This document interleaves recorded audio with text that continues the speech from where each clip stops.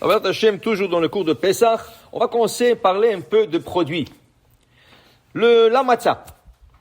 Sur le marché aujourd'hui, il se trouve tellement de matzah, il y a même des phénomènes de matzah. Alors on va expliquer. Regardez, il y a la matzah faite à main, qui était la matzah normale qui existait toujours. Les gens faisaient la matzah avec la main. Okay? Il y a la matzah faite machine. Ok? Le problème, qu'il y a maintenant une nouvelle matzah qui n'est pas matzah. Cette matzah, elle est faite à base de pommes de terre. Malheureusement, il y a une matzah qui est chametz, qui est faite complètement comme du pain. Elle a l'air d'un cracker, elle a l'air exactement comme la matzah, mais sur la boîte, en tout petit, je ne sais pas pourquoi ils ont peur de l'écrire un peu plus grand, c'est écrit chametz. Okay?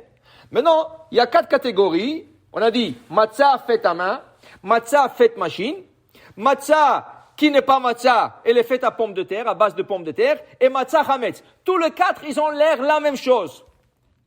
Il suffit de lire l'étiquette sur la boîte. Mais maintenant, dans ces 4 catégories, il y a des subdivisions. Dans ces 4, il y a subdivisions. Alors regardez, matzah faite à main, elle est faite à main. Mais comment le blé a été moulu? Par un moulin, par une machine. Okay? Alors il y en a qui te disent, non, c'est pas assez cachère. C'est cachère. Ils sont cachères, mais c'est pas assez cachère. Alors il y en a qui veulent être plus stricts. Ils vont payer, imaginez-vous, 5 à 10 dollars de plus de boîte, dans la par livre. Pourquoi? Pour avoir une matzah moulue à main.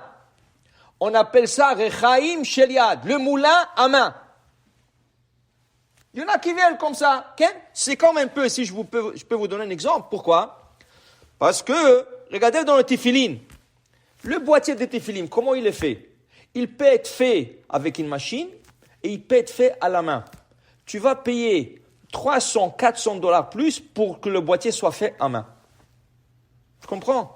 C'est sûr, n'importe quel produit fait à main, il est plus que cher que fait à machine. C'est quelque chose qui a pris plus de temps de faire et plus de soin de faire et il est plus que cher. Mais pourquoi dans la matzah? Pourquoi dans la matzah? Parce qu'on veut que la matzah, à chaque un de ses étapes, soit fabriqué le shem matzat mitzvah. Et c'est de là qu'est sortie la grande discussion. Quand, dans les années 1800, ils ont commencé à emmener la matzah faite à machine. Les machines à l'époque n'étaient pas comme les machines d'aujourd'hui. C'était une machine vraiment manuelle. Mais l'argument était que ceux qui ont dit qu'ils n'étaient pas cachères. Pourquoi c'est pas cachère? Une machine, qu'est-ce qui arrive à une machine? Tu appuies un bouton et ça fait tout seul. La matzah se fait tout seul.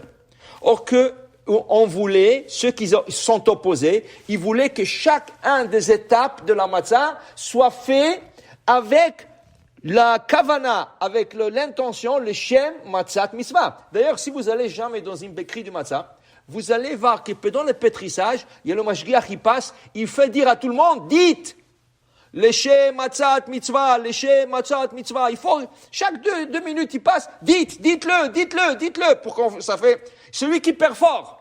Dis, le shem matzat mitzvah. Celui qui met dans le four, dis, le shem matzat mitzvah. Mais quand tu fais à la machine, est-ce que tu peux parler à une machine?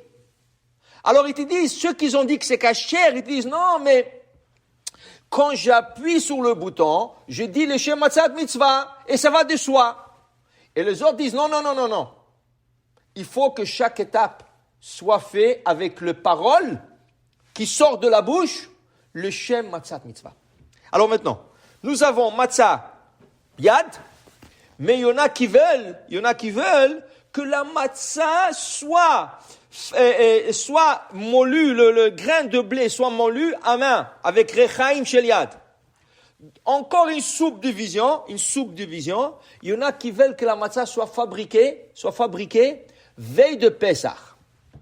Vous savez combien vous allez payer 6 matzot? 6 matzot, 100 dollars. 6 matzot. Alors, tu as 3 pour le premier soir et 3 pour le deuxième soir. Ok? Ça, c'est subdivision. Après, tu as dans la machine.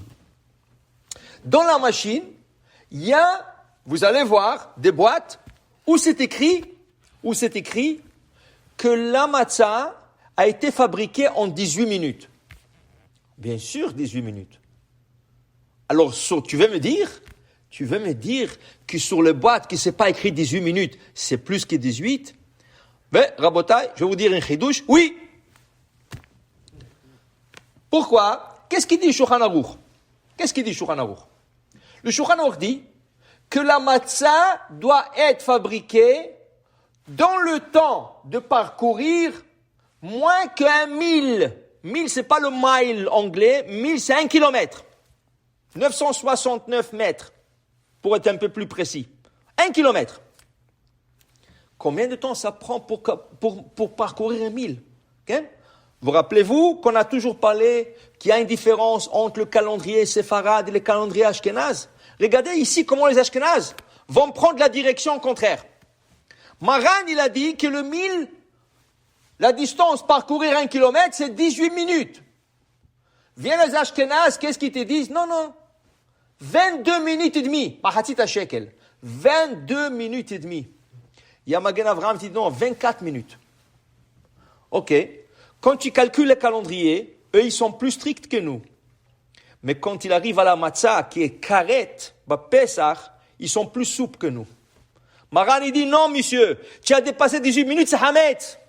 Et ils disent, non, tu peux aller jusqu'à 22 minutes et demie, jusqu'à 24 minutes. Donc, si la boîte de matzah n'écrit pas 18 minutes, très possible qu'elle a dépassé les 18 minutes. Dans le laps de temps qu'eux, ils permettent. Alors, il y a beaucoup qui ne vont pas prendre cette matzah. À moins que sur la boîte, ça va être marqué clairement, fait en 18 minutes. Ça, c'est une subdivision dans la matzah machine. Deuxième subdivision dans la matzah machine. Quand tu fais à main, quand tu fais la matzah à main, okay, tu sais qu'est-ce qui arrive? Chaque fois que tu fais une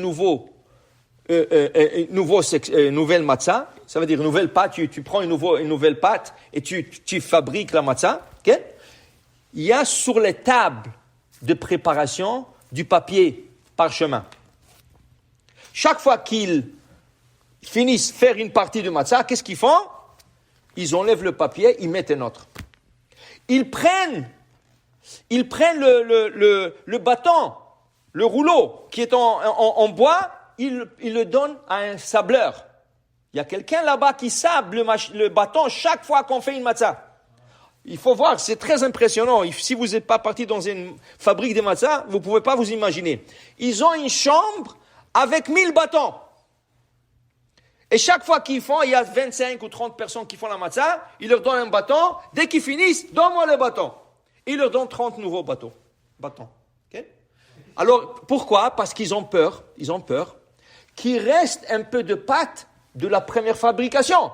Et s'il reste un morceau de pâte de la première fabrication, elle dépassera les 18 minutes, ça va être Hametz. Et elle va contaminer toute la nouvelle fabrication. Alors, qu'est-ce qu'ils font? Alors, voilà qui nettoient tout. Quand tu fais la machine, est-ce que tu peux faire ça? La machine, elle travaille. Ça veut dire que le couteau qui coupe les pâtes sur le tapis roulant, le couteau, chaque fois quand il coupe, il y a un petit morceau qui se colle à lui. Rav Ovadia Yosef, il a tout un responsable pour dire que même si ce petit morceau se colle dans le couteau et il se colle dans la nouvelle fabrication de la deuxième matzah, ça reste kasher. Parce que c'est avant Pessah. C'est pour ça qu'aucune fabrique de matzot pendant Pessah.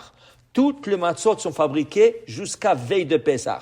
À cause de ce problème des petits morceaux de pâte qui restent sur le couteau. Alors maintenant, ils ont perfectionné les machines et ils ont des machines qu'on appelle de auto-nettoyants. Tu as une four auto-nettoyant? Il y a des machines de matzah auto-nettoyantes. Comment? Chaque 18 minutes, la machine arrête. Que tu le veuilles ou pas, elle arrête. Paf! Et là, elle brûle sur tout ce qu'il y a. Auto-nettoyant, comme les fours auto-nettoyants, ça brûle tout ce qu'il y a. Une fois que tu as fait ça, tu es prêt à recommencer. Tu vas payer plus cher. Alors tu vas me poser la question, comment ça se fait qu'en Israël, même aux États-Unis, ils emmènent ça d'Israël, il y a la matzah aviv. Aviv, tu payes $5 la boîte. Ici à Montréal, je ne sais pas combien ailleurs. Peut-être en Israël, 15 shekels. Tu prends la matzah autre qu'à Aviv, un peu plus surveillée, machine un peu plus sophistiquée, c'est le triple, c'est $15. Waouh! Tu te dis, hey, ça c'est matzah. Oui, monsieur. Mais c'est pas la même chose. Un, tu te bases sur un assouplissement halachique qui permet de ce petit miette qui se colle. Et l'autre, c'est une matzah avec machine auto-nettoyante. Dis-moi, la machine qui n'arrête pas, elle peut fabriquer. Ils font beaucoup plus de fabrication. La machine qui doit s'arrêter à chaque 18 minutes, elle te limite dans ta fabrication. Alors c'est normal qu'ils vont charger plus. Tu comprends? Ça, c'est une autre subdivision dans la matzah machine. Après, depuis l'année dernière, depuis 2 ans, la compagnie Yehuda en Israël ont décidé, je ne sais pas qu'est-ce qui leur a donné l'idée, de fabriquer des matzot, exactement pareil que des matzot, faites à base de pommes de terre. Sur la boîte, ils écrivent en tout petit, pas cachère pour le seder. Est-ce qu'on peut manger dans le seder une matzah faite à pommes de terre? Chas v'shalom. La matzah doit être faite de farine de matzah, cachère le Pesach avec toutes les règles.